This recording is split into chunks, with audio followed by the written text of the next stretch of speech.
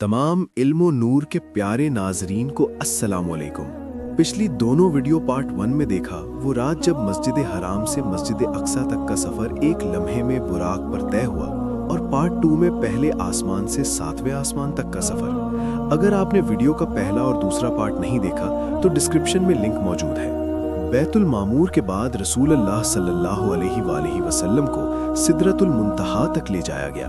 ये एक अजीमुशान बेरी का दरख्त है। ये वो जगह है जहाँ फरिश्तों का इल्म खत्म हो जाता है। जिब्राईल अलैहिस्सलाम भी आगे नहीं जा सकते।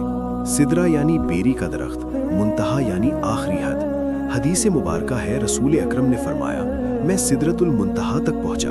इसके पत्ते हाथी के कानों जैसे थे।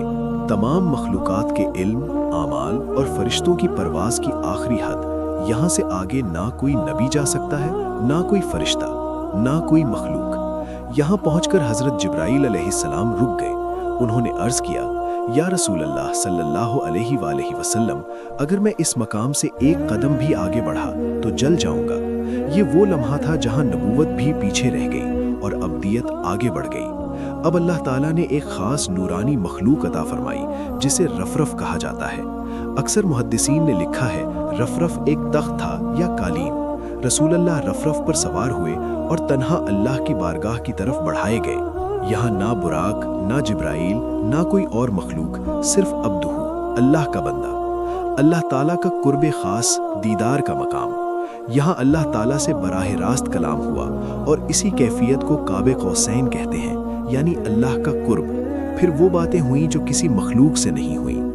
फ़र्ज नमाजों का तोहफा इसी मकाम पर 50 नमाजें फ़र्ज की गईं। फिर वापसी पर हज़रत मूसा अलैहिस्सलाम के मशवरे से बार बार कमी हुई। आखिरकार 5 नमाजें फ़र्ज रहीं, मगर सवाब 50 का। जन्नत और दोज़ख के मुशाहिदात। इसी कुर्ब के आलम में जन्नत के मनाजिर दिखाए गए, दोज़ख के अजाब दिखाए गए, उम्मत के मुख्तलिफ आमाल के नताइज दिखाए गए। सूरतुल बकरा की आखिरी 2 आयात भी अता की गईं। कुरान में ये 2 आयात वही की सूरत नाजिल नहीं हुई, बल्कि बराह रास्त हुजूर अकरम को अता की गईं, इसलिए इनकी काफ़ी फजीलत है। नबी करीम सल्लल्लाहु अलैहि वसल्लम ने फरमाया, जो शख्स रात को सूरतुल बकरा की आखिरी 2 आयात 285 और 286 पढ़ लेता है, वो उसके लिए काफ़ी हो जाती हैं। सही बुखारी, सही मुस्लिम। ये सब नबी की आंखों से होश में, बेदारी में हुआ। नबी सल्लल्लाहु अलैहि वसल्लम को अल्लाह ताला के पास ले जाने के बाद जैसे ही मुलाकात मुकम्मल हुई, आप सल्लल्लाहु अलैहि वसल्लम को ज़मीन पर वापस भेज दिया गया। ये वापसी भी बिल्कुल वैसे ही मोजिज़ाती थी जिस तरह आपको बुलाया गया, उसी तरह आपको मदीना में उतार दिया गया। इस पूरे सफ़र में आप सल्लल्लाहु अलैहि वसल्लम को कोई थकन ना हुई। नबी सल्लल्लाहु अलैहि वसल्लम जब अल्लाह ताला की मुलाकात के बाद वापस आए तो ये सफ़र भी मोजिज़ाती था। आप सल्लल्लाहु अलैहि वसल्लम बग़ैर किसी थकन के ज़मीन पर वापस आए, यानी जिस्मानी तौर पर भी बिल्कुल बहाल थे।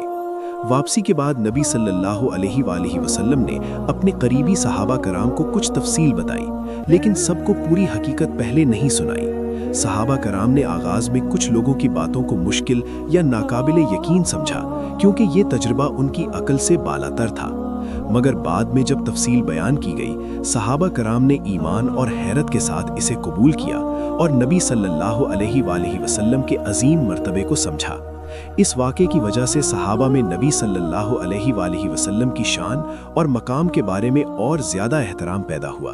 अगर आपको मेराज रसूल सल्लल्लाहु अलैहि वसल्लम से मुताल्लिक ये मालूमात पसंद आईं तो लाइक और सब्सक्राइब ज़रूर करें, ताकि मज़ीद ऐसी इस्लामी मालूमात आप तक पहुँचती रहें। शुक्रिया।